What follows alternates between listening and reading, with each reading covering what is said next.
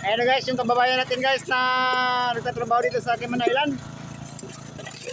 Hindi na, masarap magtrabaho. Dito kami sa initan guys. Habang nagbablog, nag-uukay dito sa mga si Kadani. Napakasipag nating mga trabahante ng National Cement. Hirap ko kumita ng mga dolyares. Ayan. Ano, mag-aabot pa ba kayo? Huwag na. Mag-contractor na lang kayo. Huwag na kayo mag-abroad. Ay, hirap pa buhay dito sa abroad guys. Ayan. Tapos kakain, sa Popeyes lang kakain. Hindi rin makakain lang masarap.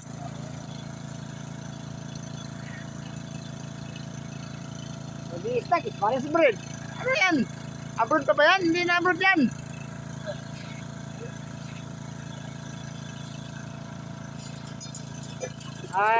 Nadali na namin yung lake. Nakita na namin. So, gawin na lang namin. Papalitan.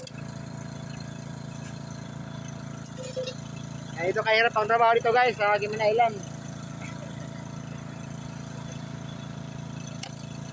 Saan ka pa? Sa Cayman ka na.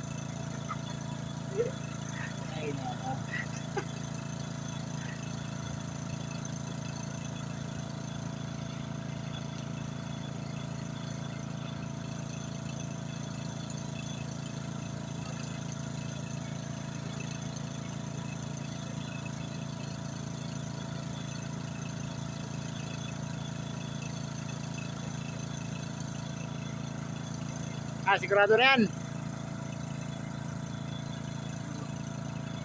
Okay guys, pagputuli na guys para mapalitan na.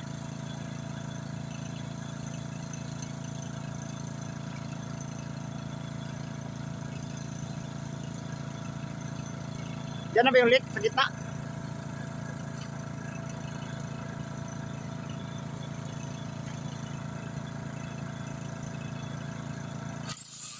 Oh, buhay pa. Napakasado na yun? Walang laman. Ha? Walang laman. Hindi pa sila, nandun pa yung pipe oh. I-welding pa ni Ray.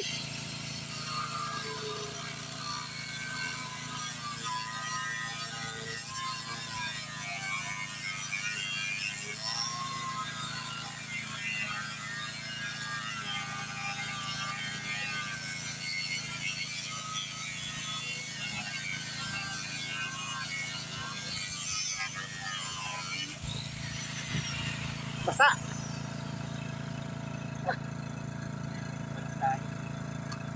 Kailangan natin ng ano, yung higari. Kapag nakababaw na. Mahirap na nga dito. Maiksi lang yung travel mo na gari. Oo. Kaya ano natin yung ano, iangat. Yung may iangat. Para maputol mo.